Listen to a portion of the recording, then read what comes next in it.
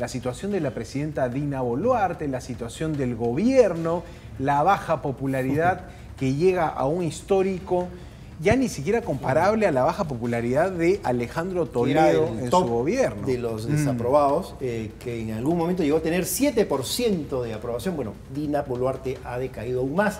Ya le vamos a dar el pase inmediatamente entonces a Omar Aguapara, politólogo, secretario general de la Asociación Civil Transparencia, para comentar este y otros hechos. De repente, comenzando por la coyuntura, Omar, ¿cómo le va? Buenas noches. Esta reelección, esta posibilidad de que gobernadores regionales y alcaldes se puedan reelegir, ¿cómo la interpretas? ¿Es una mano tendida? ¿Qué hay detrás? Porque digamos que en el Congreso las leyes no salen o no se aprueban así porque sí. Siempre hay algunos que ganan y otros que pierden.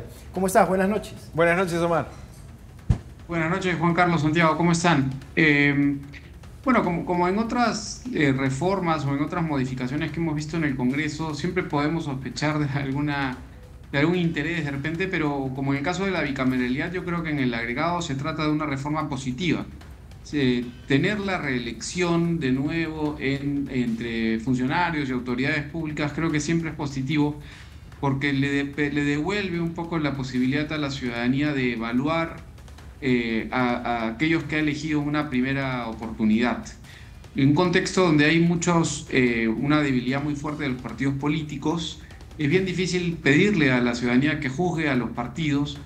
En cambio, si podemos juzgar a aquellos a que le dimos nuestro voto en una elección para alcalde, para gobernador regional, es una vía más fácil para además incentivar a aquellos gobernantes a que actúen con un horizonte de más amplio margen, ¿no? Es pensar que no solo se trata de un periodo, sino que también de hacerlo bien, y hay un incentivo para hacerlo bien. La ciudadanía puede recompensar esa buena actuación con una renovación de la fe, de la buena voluntad en el candidato, ¿no? En el alcalde, en el gobernador regional. Creo que eso es, como ya lo habíamos visto en el caso del Congreso, algo positivo, y creo que ahora se extiende hacia las autoridades subnacionales. Falta que se confirme en una segunda votación, pero en principio creo que es algo positivo. Omar, también preguntarte por la situación de la presidenta, este 5% histórico que arrojó la última encuesta del IEP, y lo que puede ser un tramo muy difícil de acá hasta el 2026 con tan poca popularidad, ¿no? ¿En qué situación política está Dina Boluarte y está su gobierno? ¿Cómo la ves ahí? Bueno, yo creo que igual es una estabilidad bien precaria. Es un escenario bien paradójico, ¿no? Una presidenta que no es popular y que no tiene bancada hubiese sido la receta perfecta para que no pueda terminar su mandato. Y sin embargo, hay una serie de factores que alteran esa ecuación, ¿no? Y la principal es que su supervivencia y su permanencia en el poder está básicamente en manos del Congreso. De haber un vicepresidente o de haber una sucesión clara, probablemente ya se hubiese vacado a Dina Boluarte de arranque por los primeros meses de su gestión, por la violencia y la represión que vimos en esos momentos. Hoy, por las acusaciones que también podrían haber provocado, creo que mayor zozobra en otros presidentes en otras épocas, ¿no? En otras eras. Y sin embargo, cuenta a su favor con el hecho de que, de ser vacada, el Congreso tendría que llamar a elecciones generales anticipadas. Entonces, eso pende como una boya de salvación para la presidenta, porque el Congreso, sabemos que la mayoría de congresistas lo que preferiría, por diversos motivos, es quedarse en el poder hasta el 2026. Puede que este plazo se acorte en el 2025, pero por ahora los incentivos, a pesar de toda la bulla, a pesar de todas las denuncias, a pesar de todos los indicios serios que involucran a la presidenta, hacen que ella se mantenga en el poder y que no prosperen ninguna de las 3 mociones de vacancia que hemos tenido hasta el momento. Bueno, con Alejandro Toledo, incluso también con Ollanta Humala, había voces que pregonaban una vacancia. Sin embargo, a diferencia de Dina Boluarte, Alejandro Toledo tenía una bancada, Ollanta Humala también tenía una bancada, hacían alianzas con otras agrupaciones, es decir, tenía un peso específico importante en el Parlamento, lo cual hacía muy remoto que se alcanzaran los 87 votos. Ya después del 2016 se rompe un poco ese tema, porque Pedro Pablo Kuczynski, cuando llega al poder, tiene una bancada de apenas 18 parlamentarios. Y ahora Dina Boluarte está en la orfandad prácticamente, no tiene, como tú bien mencionabas, bancada. ¿Qué tanto juega el rol este binomio Congreso-Presidenta para mantenerse en esta supervivencia que tú has señalado y que no impulse algún tipo de reforma, ¿no? Porque digamos que la señora Boluarte no tiene un peso específico como para lanzar desde la presidencia una reforma, digamos, económica, digamos, social o de un programa social. ¿Vamos a navegar en este punto muerto hasta el 2026? Lamentablemente sí, todo hace parecer que, todo indica además, por la dinámica de los últimos meses, que la voz cantante la lleva el Congreso. Los grandes cambios, las grandes reformas, todo lo que estamos viendo en avances y sobre todo en contramarchas, se origina en el Congreso con la venia del Ejecutivo. E incluso cuando el Ejecutivo asoma con cierta inquietud, rápidamente es castigado por el Congreso, ¿no? Y se le cuestiona. Por ejemplo, en el tema en las disputas con el ministro de Economía, que también es una instancia que ha perdido mucho peso. Hay una cifra escandalosa que salió el otro día, ¿no? Que el Congreso ha autorizado el gasto como de 50 millones de soles, creo, sin que se pueda oponer el Ejecutivo. Claro. Y creo que eso es lo que vamos a seguir viendo por ahora, ¿no? Es un Congreso, es un Ejecutivo muy débil, a pesar de lo que diga la presidenta, como lo reconoció originalmente el propio ministro de Economía. Y dentro del Congreso hay, por el mismo hecho de que no hay reelección, por el mismo hecho de que saben que se viene una elección donde lo más probable es que muy pocas de estas fuerzas tengan el poder que tienen ahora, están aprovechando un poco esas circunstancias para cosechar un poco para su propio beneficio, ¿no?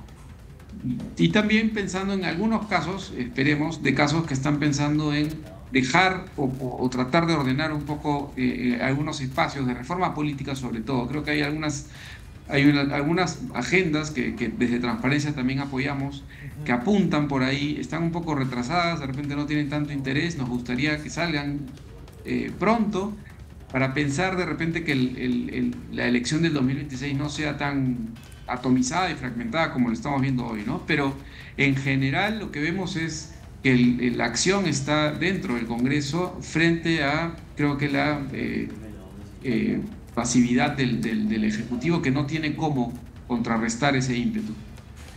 Correcto. Ahora, Omar, poniéndonos un poco en el análisis de lo que puede hacer la presidenta, de el margen de acción que tiene para cambiar un poco el rumbo y revertir esa tendencia a la baja en la popularidad. ¿Cómo ves ahí al premier Gustavo Adriancén? Algunos dicen que ya en la comparación con Otárola sale perdiendo por el poco peso que tiene versus el peso que tenía un Alberto Otárola, que sí te podía poner temas en agenda, que sí podía salir a declarar con, digamos, siempre un papel apuntado, siempre un tema claro. Creo que ahora la presidenta puede estar extrañando esa fuerza política que le daba Otárola, pues quizá desgastada hacia el final de su paso por el gobierno, pero también, por ejemplo, la decisión de designar un vocero, ¿no? De poner a su jefe de gabinete de asesores, al señor Frei Hinojosa, como vocero. ¿Cómo ves ahí también ese círculo de poder que podría ayudar a la presidenta a salir de este bache? Bueno, yo creo que tu análisis es correcto. Lo que sucede, creo que es muy significativa la salida de Otárola. Coincide además con el destape de todo este escándalo en torno al Rolex Gate. Y coloca y no logra, creo que, Boluarte reemplazar la figura del peso político y la experiencia que tenía Otárola, que le permitió sobrevivir los tiempos más difíciles de su gobierno, con el nuevo premier, el nuevo presidente del Consejo de Ministros, Gustavo Adriancén, al que se le suma, como bien destacas, el nuevo rol, ¿no?, de este vocero que de alguna manera también busca darle un apoyo, compensar, cuando además en la Constitución sale que el portavoz del Ejecutivo en realidad es el propio presidente del Consejo de Ministros. pero sí hay una debilidad. Yo creo que también hay mucha dificultad para convocar actores, porque si bien puede haber mucha gente interesada en hacer política, yo creo que también de aquellos que podrían estar interesados, probablemente no quieran subirse a un barco que hace agua, y puedan también estar haciendo un cálculo político respecto al 2026, ¿no? Incluso pensando en fuerzas políticas.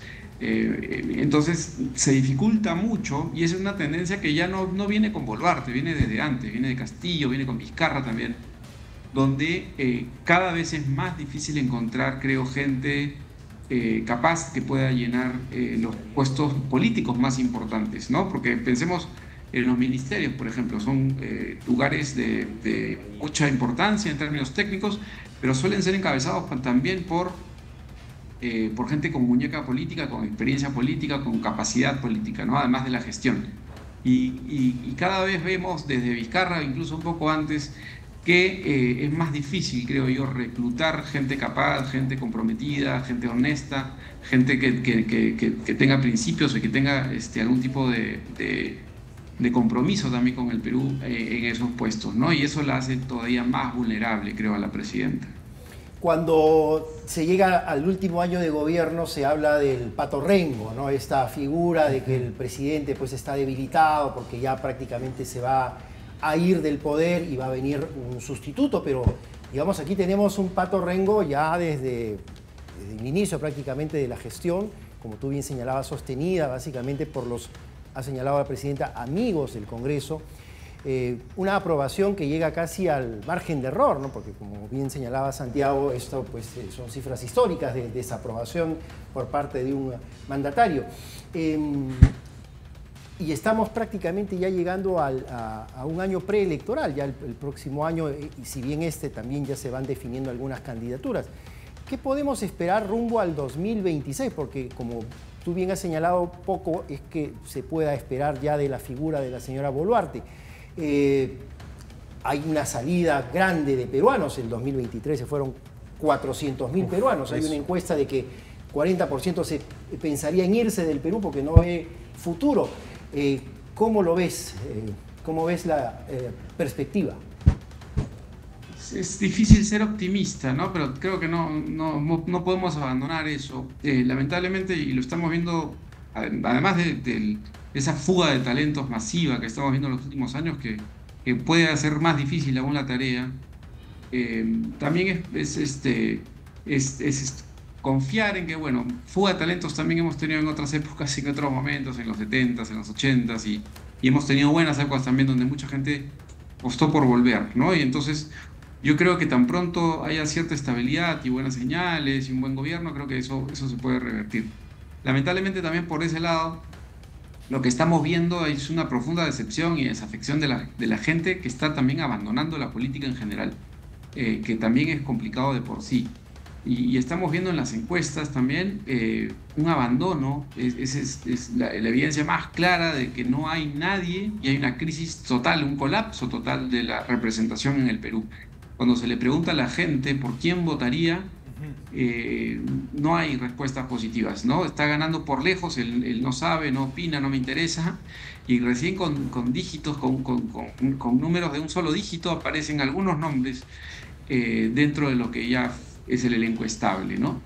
Pero no hay figuras, creo, políticas que hoy día logren convocar o animar o levantar algún tipo de expectativa sobre lo que podría ser un eventual gobierno de esas personas, ¿no?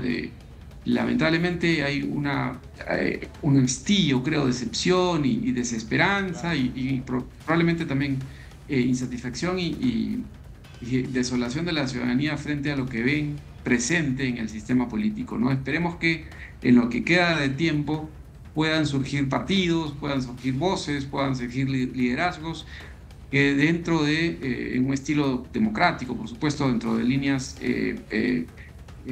democráticas pueda presentarse como una opción viable para la próxima elección, ¿no? Por ahora ese panorama me parece solitario, desértico, pero lo bueno es que todavía hay un poquito de tiempo para que surjan candidatos que logren despertar algo de emoción, por supuesto, dentro de un espacio democrático, ¿no? Interesante eso que dices, la emoción, La esperanza también es otro de los valores que los candidatos buscan construir alrededor de su figura. Mira lo que pasa con Javier Milei en Argentina.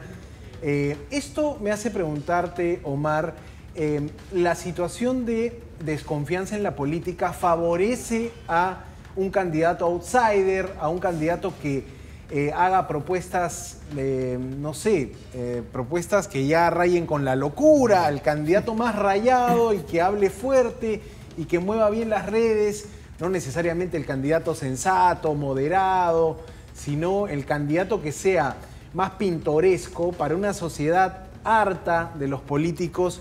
¿Lo pone en una buena posición? ¿Crees que puede ser esa la figura? Porque vaya que partidos vamos a tener, más de 30, dicen, ¿no? Sí, lamentablemente sí, ¿no? Es una posibilidad bastante alta en el escenario electoral del 2026. Un outsider normalmente es casi por definición antidemocrático, juega en esos márgenes, ¿no? Usa las elecciones, usa mecanismos democráticos, pero normalmente llega con un discurso anti-establishment, anti-institucional, ¿no? No se preocupa de repente por haber construido un partido. Y ese ímpetu, una vez en el poder, muchas veces también lo lleva a llevarse de encuentro a instituciones. Eso es lo que hemos visto en el caso de Bukele, por ejemplo, en El Salvador. Y no es casualidad que entre los registros o en las reservas de nombre que hay en el Jurado Nacional hayan 8 agrupaciones, si no me equivoco, que tienen el nombre Bukele de alguna manera en su partido, ¿no? Y lamentablemente es una opción. Confío en que todavía haya algunos partidos y agrupaciones que dentro de su renovado esfuerzo, pensemos en partidos que están volviendo a recuperar su inscripción, partidos que de repente pueden aprender algo de este tiempo, de estos últimos 5 o 10 años de inestabilidad, y pretendan y postulen y nos prometan un camino un poco más estable, más no apelando a los extremos ni a los radicalismos, que yo creo que hay también bastante espacio para ello, ¿no? Si bien los polos han aumentado y hay un lugar de repente más propicio para discursos más de extrema derecha, más de extrema izquierda, yo creo que también hay una gran masa al centro que lo que está es huérfana, ¿no?, de representación. Despedimos a pensar que algo recoja eso. Despedimos a Omar Aguapara, politólogo, secretario general de la Asociación Civil Transparencia. Gracias por estos minutos y por estos comentarios. Buenas noches, Omar. Gracias, Omar. Un abrazo. Bueno, habría que rescatar, 2026, ¿eh? Habría que rescatar la parte de la esperanza, aunque Omar señalaba cuál es digamos, no nos vamos a engañar, ¿no? El panorama es bastante complicado, sobre todo por inestabilidad y sobre todo porque, como tú señalabas, hay ese porcentaje enorme de personas que no ven una candidatura o una persona o un movimiento que pueda encarnar esta estabilidad o esta posibilidad de un manejo por lo menos medianamente consciente, estable a futuro, ¿no? Entonces vamos a ver y rescatemos la esperanza que señalaba Omar de que las cosas puedan irse estabilizando para que los peruanos al final nos podamos desarrollar en paz en nuestro país y tener posibilidades de planificar un futuro, ¿no?, que es lo que más desea la gente, ¿no? Es decir, tener una base bajo la cual partir para planificar una vida, digamos, qué van a hacer los hijos, a qué se van a dedicar. Un discurso político, Juanca, ¿no? Decir, hablarle si quieres a la clase media, hablarle al peruano emprendedor, tener alguna idea. Me parece que las ideas es lo que escasea en la política nacional. El propio gobierno parece haberse quedado sin ideas. Así es, que ha perdido la brújula, ¿no? Poner una agenda en esta debilidad por la baja popularidad.